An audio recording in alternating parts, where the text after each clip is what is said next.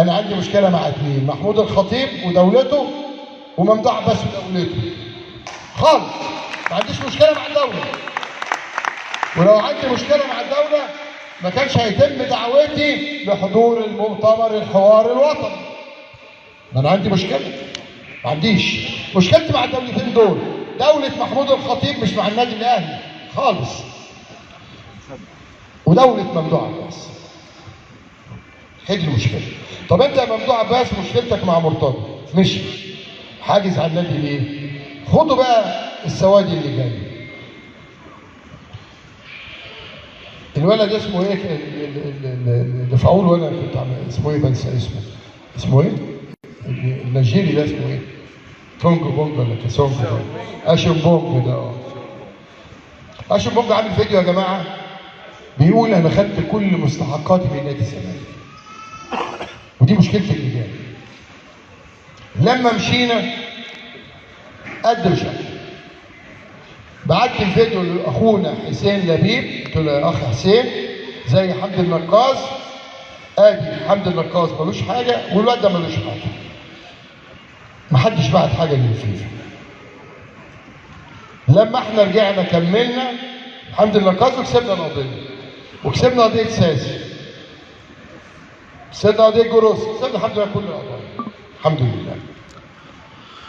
فسوينا مع الولد، دفعنا القسط الاول، الثاني محبوس. طب ده يرضي ربنا؟ مفيش زملكاوي رشيد يقول لي ممدوح عباس حرام عليك اللي بتعمله في النادي مش مع مرتضى؟ فين حازم امام اللي يقول لك ده بابا؟ فين حسن شحاته؟ فين فاروق جعفر؟ فين ايمن يونس؟ هم فين؟ يقولوا له ده مش مرتضى، ده النادي. هو مش شيكابالا كان عنده مشكله مع سبورتنج لشبونه، $1.5 مليون، حاطين احنا هناك في الحساب $2 مليون، ما تحولوش، القيد هيتوقف 3 دورات. وخليكم نايمين، وخلي العيال تشتم، واصحاب الصفحات واللي عاملين قنوات. انت مكتفنا ليه؟ انت ليك $2 مليون في البنك، عايزين نحول $1.5 مليون. المصيبه مش في دي بس، المصيبه كمان انك انت مش عارف تدخل فلوس. يعني اللي عارف تاخد ال$100 مليون ولا عارف يدخل لك فلوس. ده كان الحوار بيني وبين السيد الوزير، وهو وبعض المسؤولين المحترمين وعدوا انهم يحلوا المشكله دي. انا ما عنديش مشكله، انا غصب عن اي حد الرئيس التاريخي لنادي الزمالك، غصب عن اي حد، ما عنديش مشكله خالص. انما عندي مشكله انك شايف ابنك بيموت قدامك ومش قادر تعمل له حاجه. ده الزمالك دلوقتي، للاسف ده الزمالك دلوقتي، ومتحملين.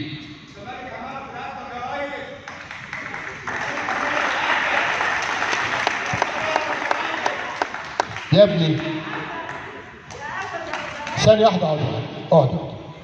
اتحليت، اتجمدت، تزوير انتخابات مجلس النواب، اتحبست، قعدت 4 أيام في رمضان في السجن وكله كان نايم.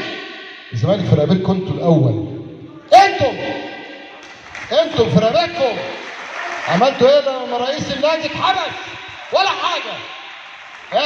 هو العزل اللي جاي ده جاي لي من مين؟ مش بيقول لك عشان شتم ستنا مجدح الخطيب؟ وزملكاويه هم اللي عاملين قضيه؟ ربنا يكون في عونكم انتوا مش انا ربنا يكون في عوني. الحمد لله مجدي شغاله. اخر حاجه انا بس عايز اوريكم، يمكن انا قلت لكم قبل كده. اخر حاجه احنا كنا عاملين لائحه اهي عندنا، لائحه كانت هنا دلوقتي 126. عاملين لائحه يا جماعه اللي فيها تكريم الشهداء. النادي الوحيد اللي عمل لائحه في مصر نادي الزمالك. كل الانديه الاسترشاديه اللائحه دي وافق عليها 19,900.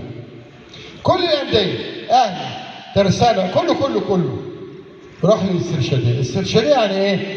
القانون قال اعمل لائحتك خلال 3 اشهر من صدور القانون واعرضها. الجمعية العمومية اجتمعت وقفت عليها يبقى تسري، ما اكتملتش يبقى استرشادية، ما دعيتش اصلا انت جمعية عمومية استرشادية. النادي الوحيد اللي في مصر اللي عمل جمعية عمومية ولائحته اتنشرت في الجريدة الرسمية العدد 126 خلاص، هو النادي الوحيد دلوقتي اللي عايزين يطبقوا عليه الاسترشادية غصب عنه. وكل الأندية اللي كانت استرشادية، أنا سامع امبارح حوار الأخ محمود الخطيب مع الأخ كاره نفسه اللي بيقعد يشتم مصير الولد اللي اسمه عمرو اديب، بيقول له احنا عملنا لائحه اللي وافق عليها مجلس الاداره بقرار. يا نهار اسود، مجلس اداره؟ امال القانون بيقول لازم جمعيه عموميه الماده 3 تجتمع الجمعيه العموميه لوضع اللائحه الاساسيه للانديه، حضرتك عاملها بقرار ومتسابه للاسف.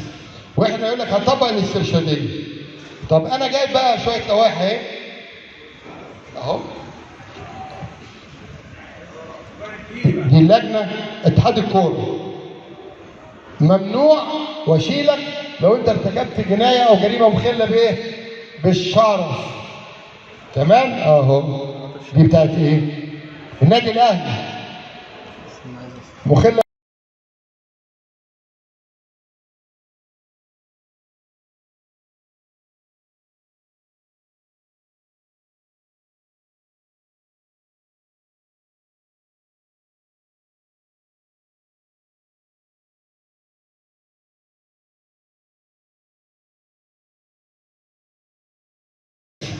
واحنا يقول لك هنطبق الاسترشاديه. طب انا جايب بقى شويه لوائح اهي اهو،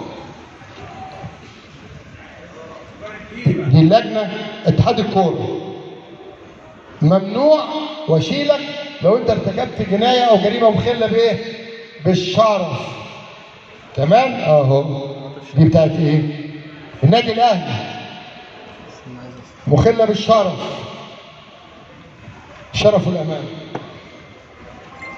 نادي الاسماعيلي مخله بالشرف والامانه. اشمعنى اللائحه الاسترشاديه اللي شايل منها الشرف والامانه عشان تعزلني، مع ان قانون الرياضه واضح جدا اهو، كان هنا جاي طلعوا لي قانون الرياضه بيقول الماده 19 اللي يعزل رئيس